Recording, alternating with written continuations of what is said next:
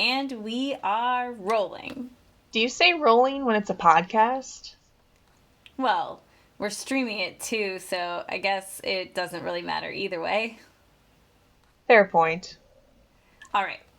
Well, why don't you introduce yourself to everyone? I go first. Yeah, you are the subject of this podcast. Kind of. Just say your name and why we're doing this. Okay. My name is Jacqueline, but everyone calls me Jack. And this is a podcast about some weird tapes I've been receiving since I was a kid. You have zero flair for the dramatic. Hey, you're the artist here. I am just an innocent bystander. All right, fine. Hello, listeners. My name is Lena, and welcome to the inaugural episode. This podcast is devoted to unraveling these mysterious and disturbing cassette tapes that my friend Jack has been receiving in the mail since she was a child. The content of which spans from the bizarre to the downright horrifying. In each episode, we will listen to one of the tapes and discuss any relevant information, as well as any theories that we have developed about who is sending them and why they are sending them to Jack. But fair warning, this is a mystery to us as well. We don't have the answers.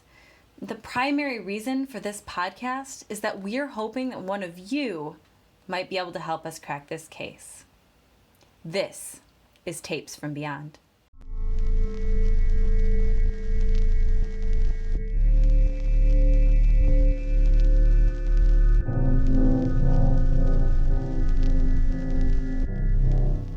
See, that's all you had to do. Why'd you change your voice? It's my podcast voice. It makes it sound more intense. Oh, is that what it does? Whatever, moving on. All right, Jack, why don't you tell us about these tapes? Well, it started when I was 9 years old.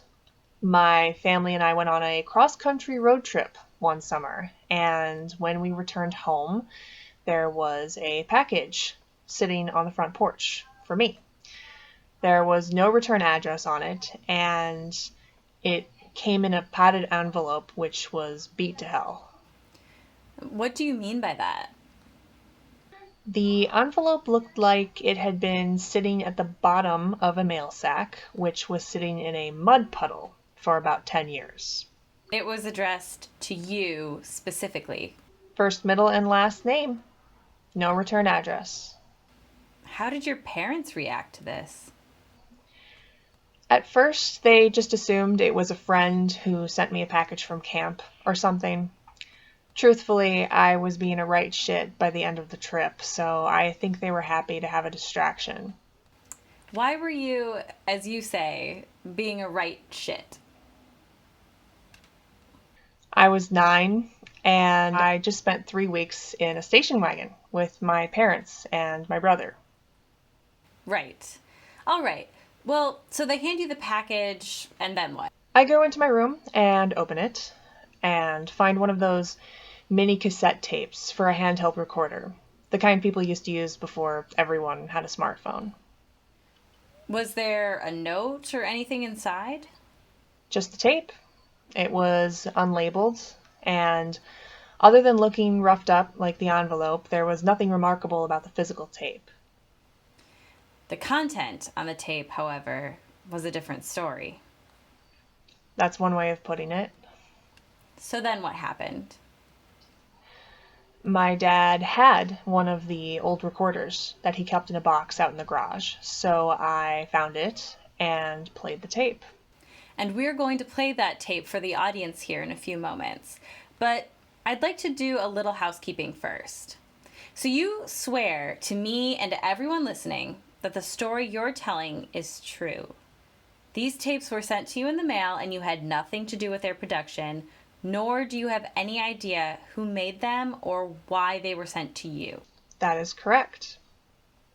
And how are we supposed to believe you?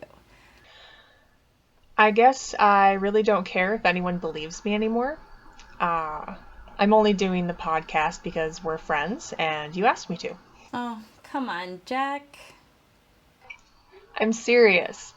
I spent my entire childhood trying to convince people that these tapes were real, and no matter what evidence I produced, people still found some way to try and say it was all fake. So I stopped caring. I believe you. And I am sure some of our audience will too. I just want to lay out all the facts because that's the only possible way we can solve this. Regardless of how small or trivial it may seem, even if you don't care whether or not people believe you, I know you still would like to figure this mystery out. Fine. Well, when I was 12, my sister played one of these tapes, the third one I received, at a Halloween party for some friends, and one of them was recording the party on video.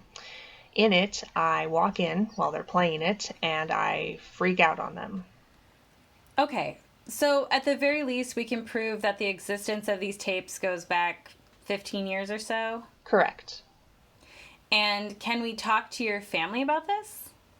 Technically, but I would rather you didn't. Why not? Because these tapes aren't a fun conversation for my family. They're mostly indifferent about it now, but it's caused a fair bit of hardship throughout the years. But like I said, anything could help our listeners crack this case. We don't even know if this podcast has any listeners. So, how about we just wait a minute before we cause any unneeded family drama? Okay, that's fair. Well, one last thing I want to touch on before we play the tape. The tapes themselves have not been edited or altered in any way. Is that correct? Correct. And I've listened to this one already, but you've not let me listen to any of the other tapes, correct? Correct. I have a few questions for you after we play this tape, but we agreed that we don't want to discuss anything on any of the future tapes until we've listened to them, with the exception of if a current theory could be disproved or confirmed by something on a future tape. Correct. Those are the rules you wanted to lay out. Right. I just don't want to put any preconceived notions in our listeners' head, nor do I want to send them down a wild goose chase if it's something we can already eliminate. Makes sense. All right. We're about to listen to the first tape, but we do have to warn our listeners. Some people might find some of the language and circumstances being described in this tape disturbing. Listener discretion is advised.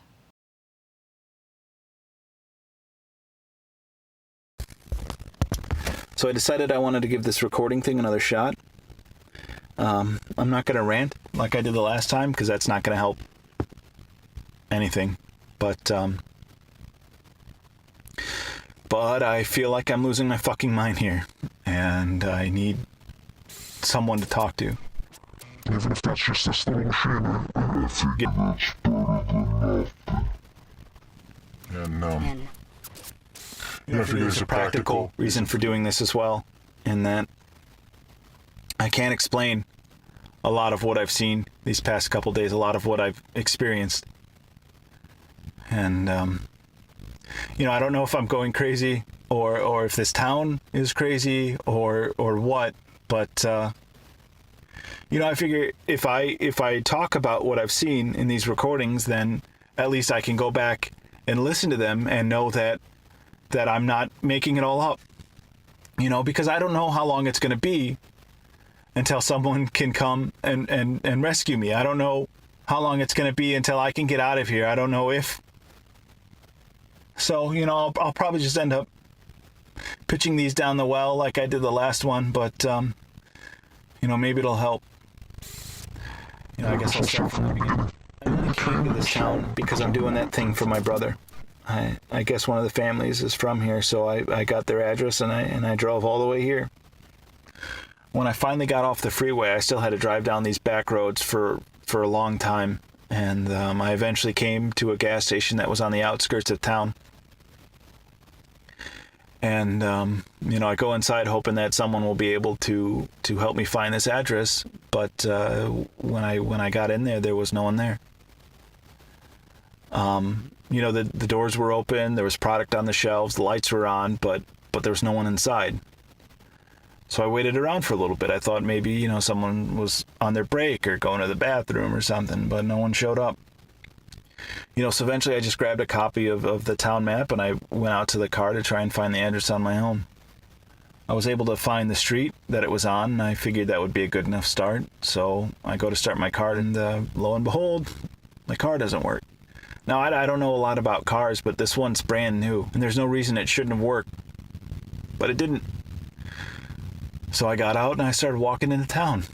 I figured there had to be a mechanic in town somewhere, and I didn't know, frankly, what else to do. No, the town itself is kind of nestled down in these hills. And, I don't think I'm doing justice to just how eerie this all felt already. As soon as I got off the freeway, I got this overwhelming bad feeling, like this don't go feeling.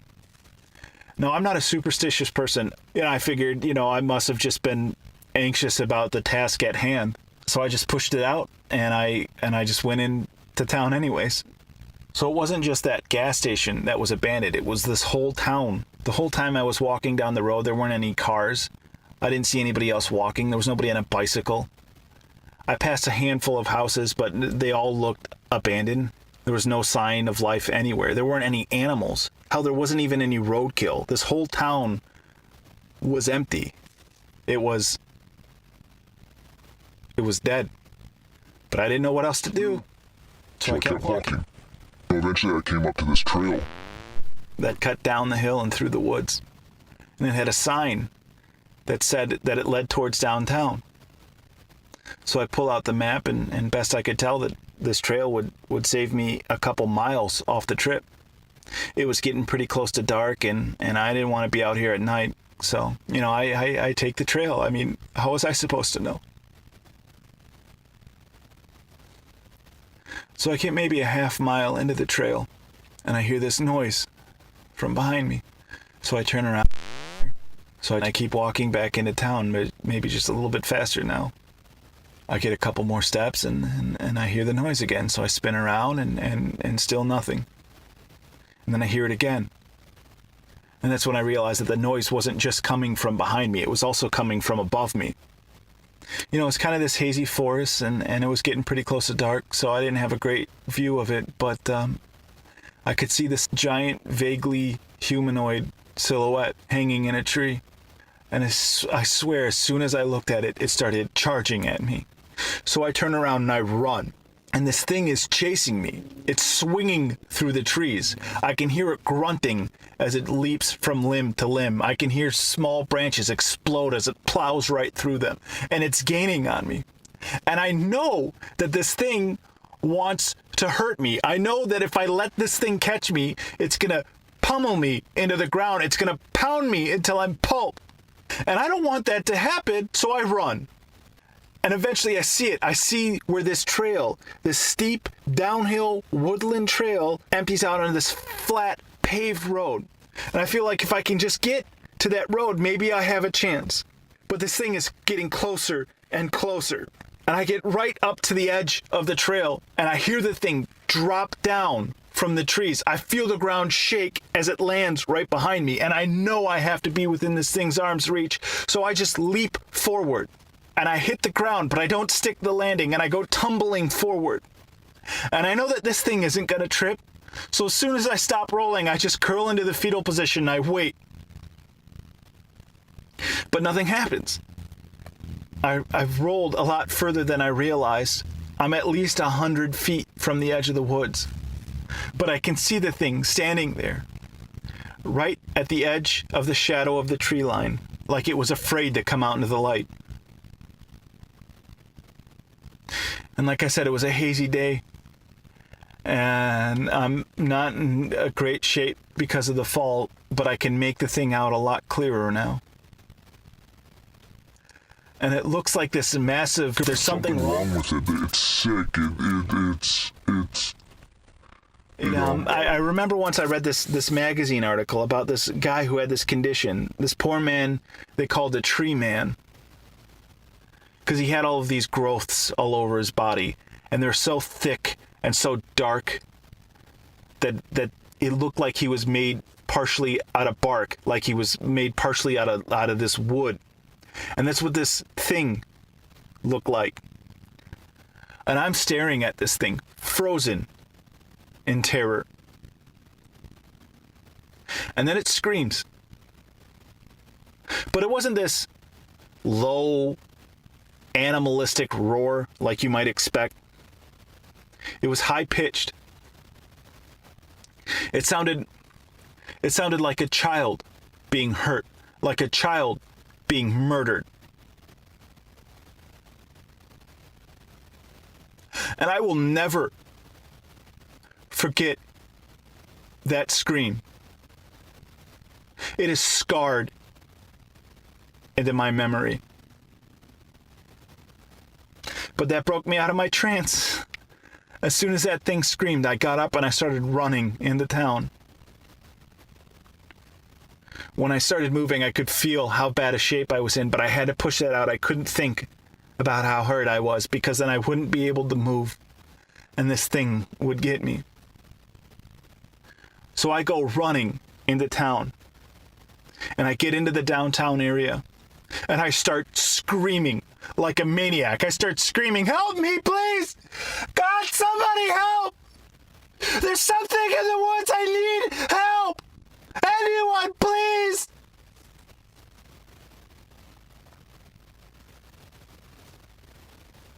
But just like everything else, it was abandoned. There were cars in the road, but they were covered in this layer of filth. Everything was decaying like it had been left for dead decades ago. But I run up to the buildings anyways, and I start pulling on the doors, and they're all locked. Some of them are barricaded shut. None of the buildings even had lights on, except for one. One building down at the end of the road lit up like a beacon in the middle of the ocean. So I forget everything else and I go running straight towards it. And that's how I found this bowling alley. As soon as I got up to the door, I try the handle and it opens right up. I got inside and I started screaming for help again. Nobody answered, but I was expecting it this time, so it didn't hurt as much. I checked the lock behind me and it worked. And as soon as that lock slid shut, I felt this wave of relief. For the first time since I got off the freeway, something worked. Finally, the pendulum swung in the right direction. And that moment of relief allowed me to realize how bad a shape I was really in. My heart and my lungs burned. I could feel the cuts and bruises all over my body start to swell. I could tell that my ankle was severely injured. But mostly in those first moments, it was my legs that hurt. I'd never run like that before. And they felt so weak and heavy. They felt unstable, like they were made out of wet cement. And I knew that I needed to sit down. I see one of those hard plastic benches at the end of a lane, and I go to walk towards it. And as soon as I try and take that first step, I just collapse onto the ground.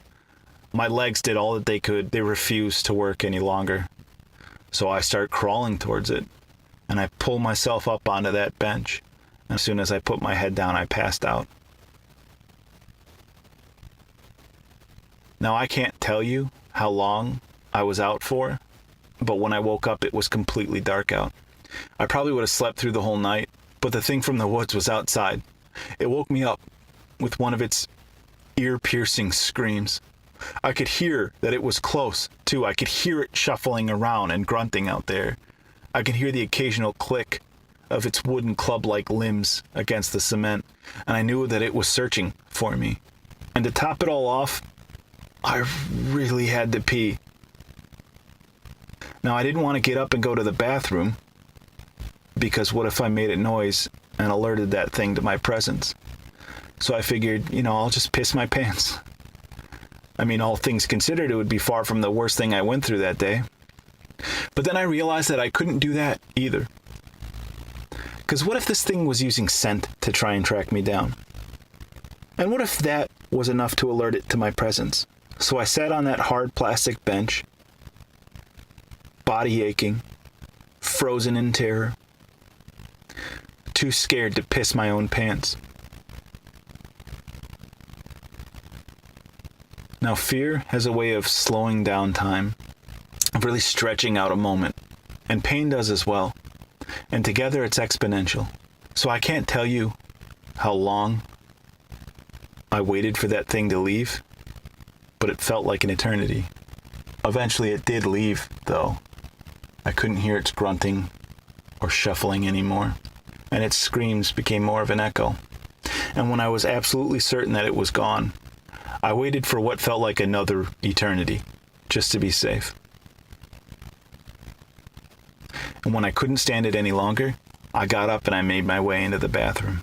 Now, I wish I could tell you what I was thinking in that moment, but to be honest, I don't believe that I was thinking at all. I don't think that I was ready to process the horror of the situation that I was in, that I'm still in. But when I finished, I hit the lever and the toilet flushed, and that told me that not only did this place have electricity, but it also had running water. So I made my way over to the sink and I turned on the faucet, and out rushed cold, clear, clean water. And after I drank as much as I could, I looked around to see if there was anything else useful in this bathroom. And I found a mop handle that I used as a walking stick. And there was a first aid kit that I used to patch myself up with. I even made a makeshift splint for my ankle. I then made my way out to the main area of the bowling alley. I noticed that even though it was run down, like everything else in this town, structurally it was sound. The doors and windows were intact. There weren't any holes in the roof or in the walls. There was even vending machines that were fully stocked in the corner. I made my way into the office next and found a lot of other useful things as well. I found keys to the vending machines. I found that letter. I found this tape recorder that I'm talking to you on now. But most importantly, I found that this room had a locking door and a couch. So I took the keys and made my way back out into the main area, and I got myself a dinner that the 8-year-old me would have killed for. I took my chips and candy and pop. I went back into the office, locked the door, ate my dinner, and passed out on the couch. And that's how I spent my first night here.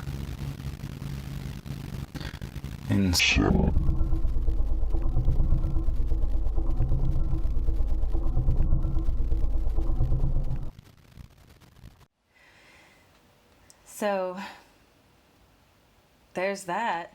Yep. Welcome to my childhood. I know we're supposed to get into the tape, but I have to know, what is it like for you listening to that? It depends.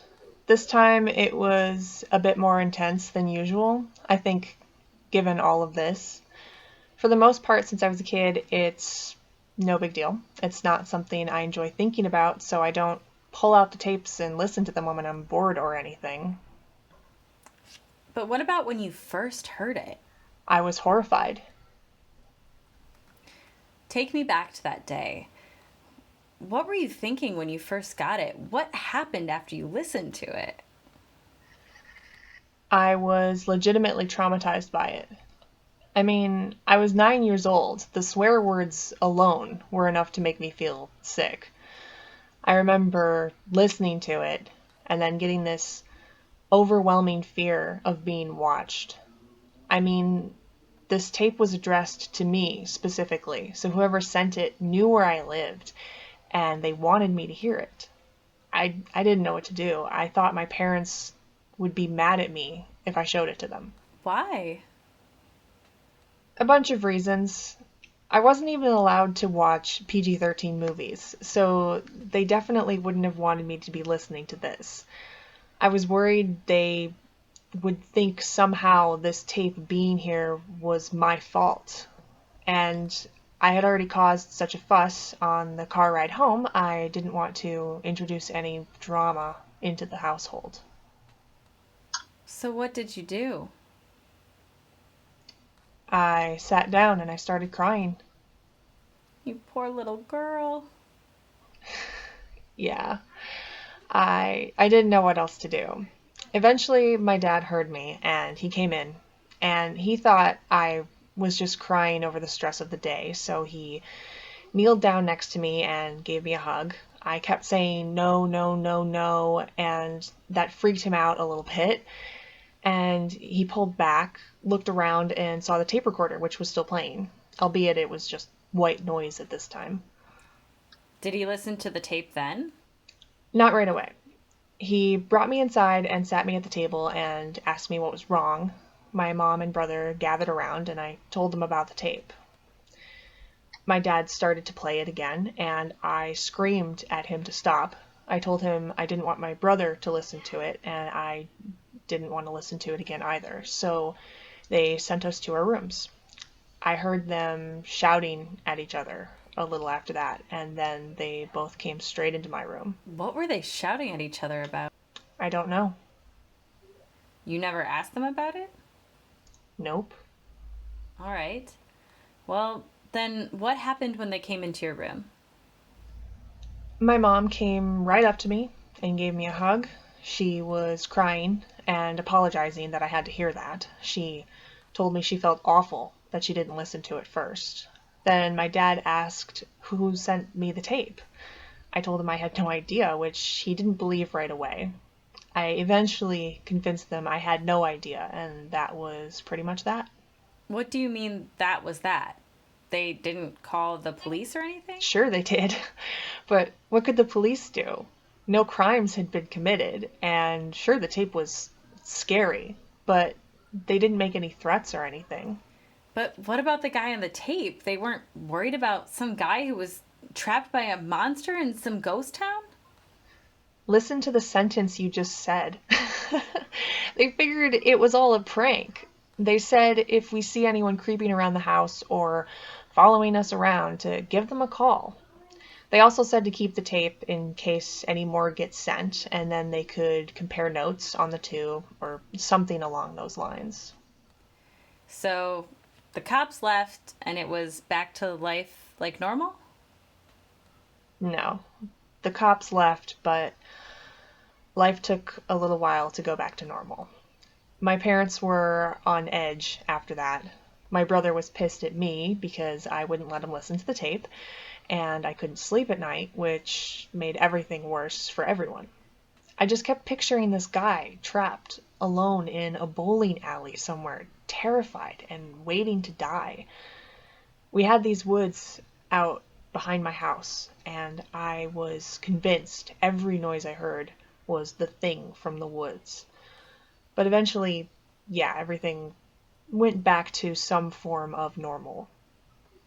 Until the second tape arrived. You got it. All right. We'll save that for the next episode then. Before we finish, let's clear up some stuff about this tape, and I guess a bit about the whole process, really. You still don't have any leads on who might have done this. 0 ideas. Have you eliminated all of your friends and family? I technically haven't eliminated anyone, but no, I don't think anyone I know did it. Why do you say that? Because why would anyone do this? I mean, let's run down the possible motivations. Is someone doing this to try and torture me? Is it a prank? Is it a weird art project? Is it a cry for help, literally or metaphorically? Over the years, I've heard or thought of every possible reason why someone might do this, and none of them stick. Well, let's run through those possibilities one by one. How have you eliminated them? They pretty much all come back to a lack of a motive for doing it. First, we'll go with someone doing it maliciously. I was 9 years old when I got the first one. I hadn't been alive long enough to piss anyone off that bad. Second, prank. No one in my life had the creative energy to pull something off like this. Plus, whenever there's a prank, there's always someone in the end who comes out and tells you it was a prank. No one has ever done that. Third, art project. Same answer as above. I don't know anyone who would do some weird 2-decade-long performance piece about torturing some random kid/adult now. Finally, a call for help.